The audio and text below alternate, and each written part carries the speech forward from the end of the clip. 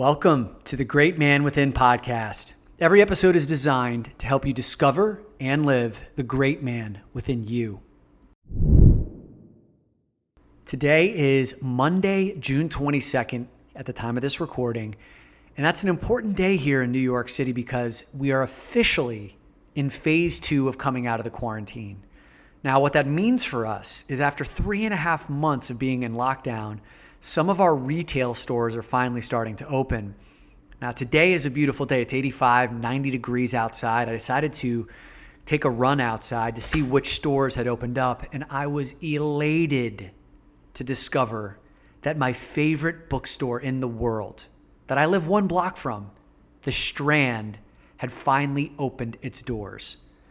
Now, in an era where bookstores are closing, right? Because this is the era of Amazon. Everyone's getting their books online. Borders went out of business years ago. Barnes & Nobles have dramatically scaled down in terms of their size and how many storefronts they have open. And there's still something about walking into a Barnes & Noble that, I don't know, feels like something is missing. You walk into the Strand and there's like this aura that you are amidst eternal intelligence. The bookstore is old. There's a musk to it, right? And there's books stacked everywhere. The ceilings aren't that high. There's multiple floors. They have like an antique book area all the way upstairs. They have books stacked for miles inside the store. And every time you walk in, you just feel smarter and almost overwhelmed by the source of knowledge. Just the amount of knowledge that's in the bookstore. So going in there and recognizing that those doors were open today made me feel like one giant leap closer to things coming back out and us being ready to go again. Another example of that was yesterday, Brian and Giovanni Beckford and I got together in Brooklyn. Giovanni was one of our guests on this podcast a few months ago. I guess it was the end of December, where he talked about your ultimate guide to reading and retaining books. Brian and I Giovanni and I broke out our baseball mitts and had a long toss at the McCarran Park in Williamsburg, Brooklyn. It was just like being kids again. There's something about the energy that is starting to turn here, and it's fantastic. So while I was out on my run today, I decided to listen to the podcast that we just released called Tantra, A Man's 101 Guide, featuring Krystal Tantric Yogi. And Krystal is a Tantra teacher. She's a YouTube creator. She has over 125,000 followers on YouTube. Her videos have been downloaded 16 million times.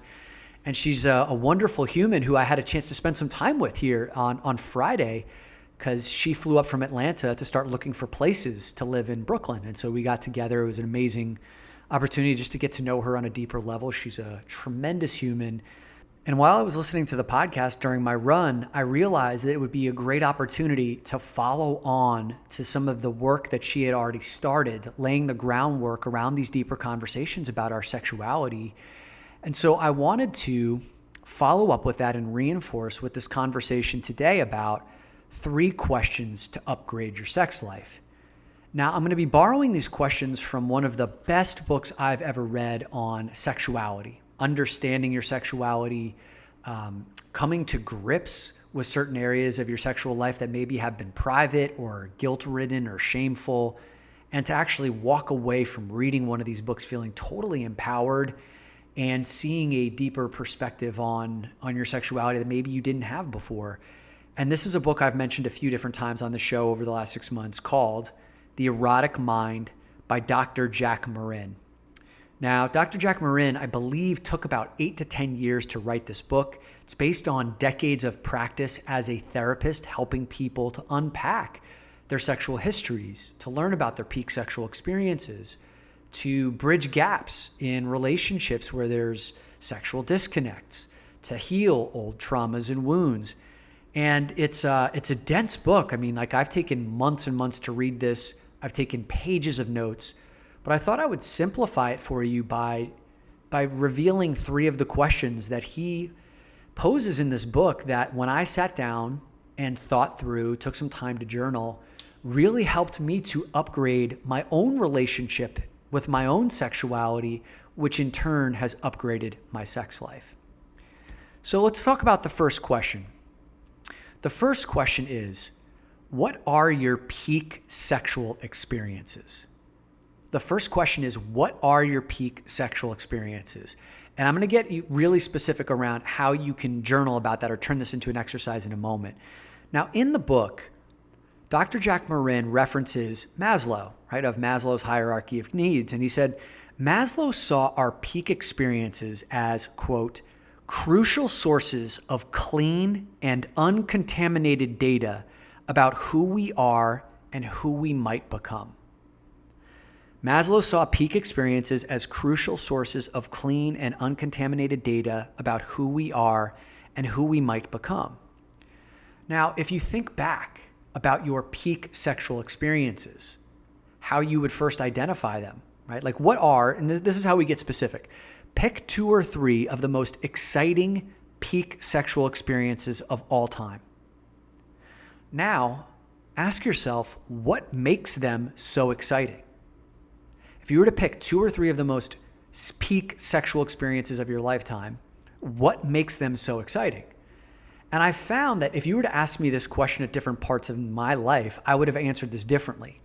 For example, if you'd asked me this question maybe 5 years ago, I may have picked a peak sexual experience as a time where I had a threesome, or at a time where I had sex in a hotel hallway, fear of being caught.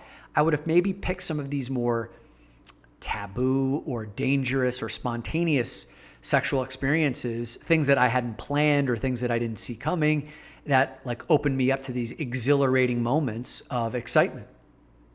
You ask me that same question today, and I will now be talking about like the deepest, most connected, intimate experiences that I've had sexually. For example, there was an example of a committed relationship I was in 6 or 7 years ago, where for the first time in my life, like during sex, I felt a complete union, a oneness with my partner where there was no separation. Like I was so in love with this woman. I looked her in the eyes. I told her, I love you. She told me, I love you back. And it was like I'd never heard those words before. The two of us disappeared and like this oneness took its place. And when I think about my peak sexual experiences now, it's revolving around these intimate, connected oneness type experiences, which tells me when I unpack that what I value the most in my sexual life right now and what I crave the most is intimacy. So simply by exploring this peak experience, these peak experiences, it tells me that now I value intimacy, crave intimacy more than anything, and therefore I look to seek and create more intimate sexual experiences in my future. And as Dr. Jack Morin says, the 2 most common therapeutic benefits of exploring peak experiences are, number 1, inspiration, and number 2, new information. So number 1, inspiration, it allows you to be inspired by your sex life and to be inspired by creating more of that in the future, like I just shared with you. And this new information, it's like, look, like my peak sexual experiences from 5 years ago, I would have said it was more about exhilaration and spontaneity and some novel experience. Today, the information is I want intimacy. That's good for me to know. It can help me to focus my efforts. What might that look like for you? The second question to upgrade your sex life is, imagine that you're not aroused right now. I would imagine if you're listening to the show and you're hearing me, you're not aroused right now. But what fantasy would you call upon to most likely arouse you? Think about that for a minute. If you're not aroused, what fantasy would you call upon to most likely arouse you? I know that I've got like certain go-tos that can bring me out of the state of non-arousal to arousal. And beyond that, ask yourself the question, what makes this fantasy so exciting? And then what is the climax? What is the most exciting point inside of that fantasy? So when you start to understand, when you're in a place of non-arousal and the go-tos, the consistent go-tos that you have to bring you into a state of arousal, that starts to expose or illuminate what Dr. Jack Morin calls your core erotic template, right? Like the things that on a consistent basis, this template that you use over and over again to tap into erotic states of being, to tap into states of pleasure. And again, these things somewhat evolve over time. There's some consistencies, but when I think about when I'm not aroused, what I call upon to bring me into a state of arousal is previous sexual experiences with partners who made me feel loved, who made me connected to intimacy, who took a particular interest in pleasing me, who, when she was in her deepest state of arousal and enjoyment and pleasure through some of the things that I was doing, those are the fantasies that I call up and I call upon to bring myself into a state of arousal. I remember when I was like a teenager, when I didn't have any sexual experiences, I would use my imagination. And I used to think about teachers and nurses, women in positions of power and authority over me, who would seduce me. So there was something about a power dynamic of older women back in the day that would bring me into a state of arousal, and I used my imagination. But what's interesting now is I rarely use my imagination.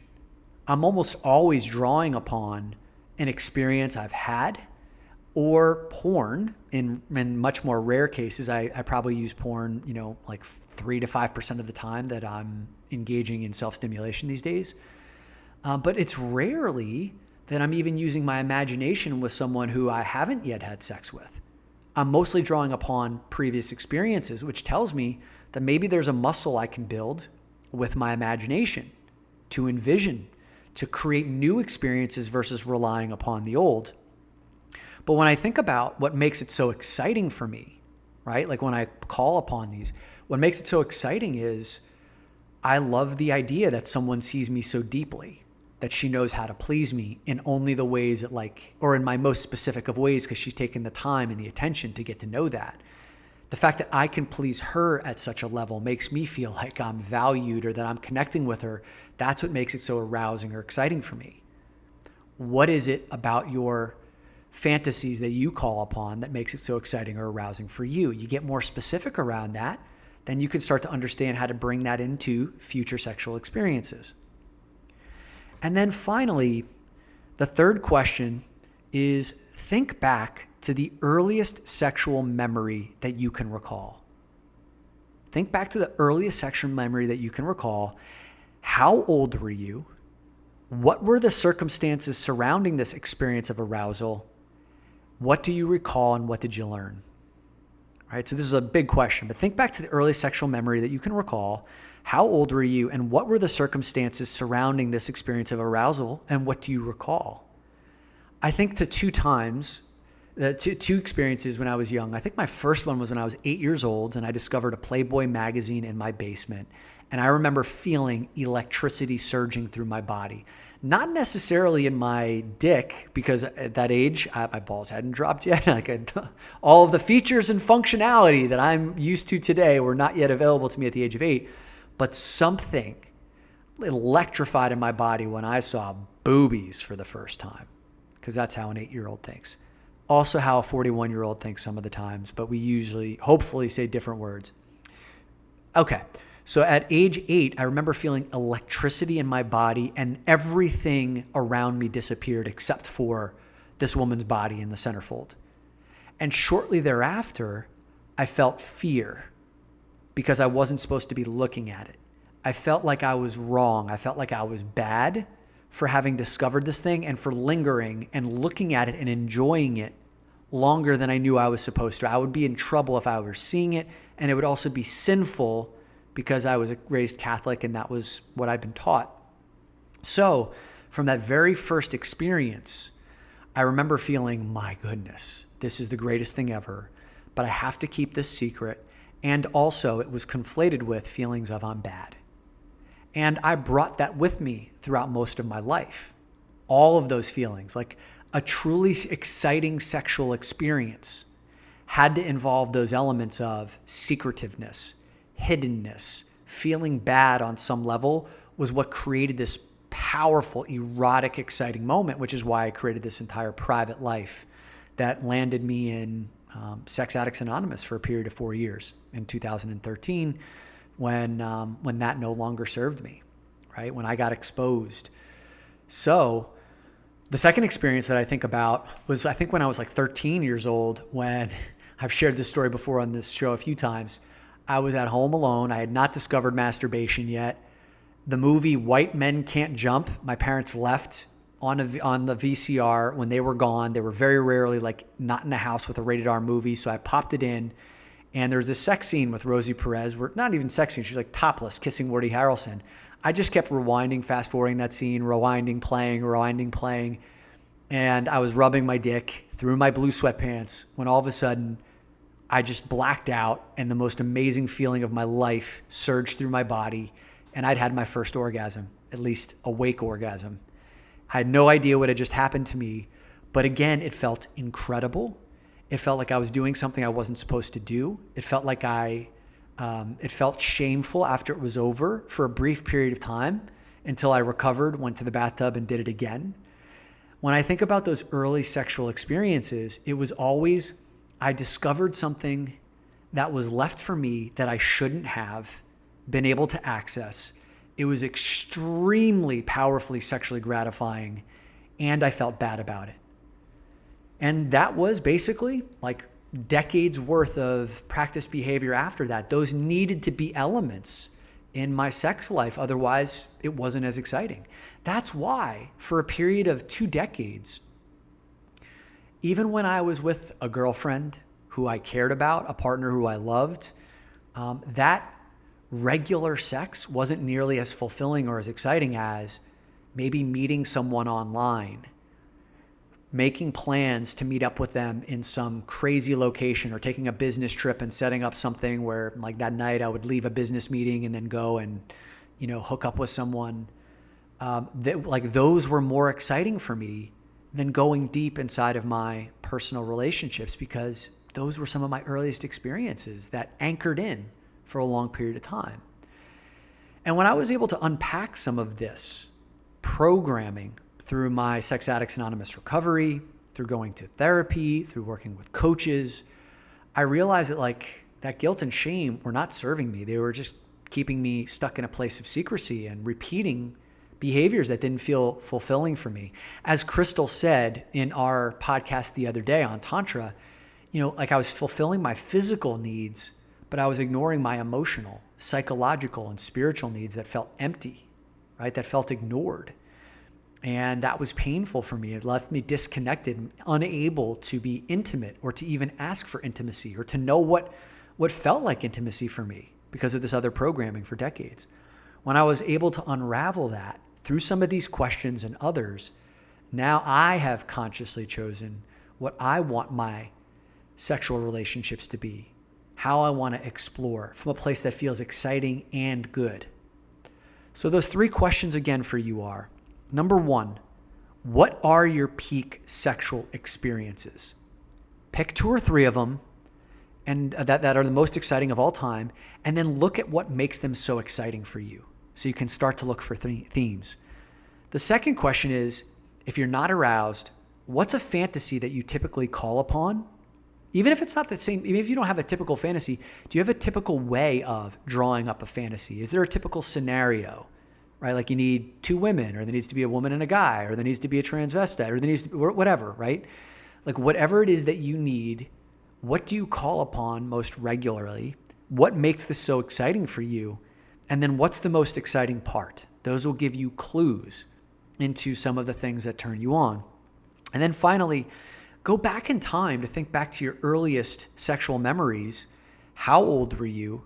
And what were the circumstances surrounding this experience of arousal? What do you recall? And then what did you carry forward from that period of time into your sexual patterns and behaviors? As we always like to say here, a great man knows how to create environments where he and those he cares about can thrive. That also goes for sexual environments. By asking yourself these 3 questions, you will create environments where you can sexually thrive while also creating environments for your partner to do the same. If you like this episode, why not give it a little bit of love on Apple Podcasts by leaving us a rating and a review pointing to this episode so that other men who need to hear it can find it. Thank you.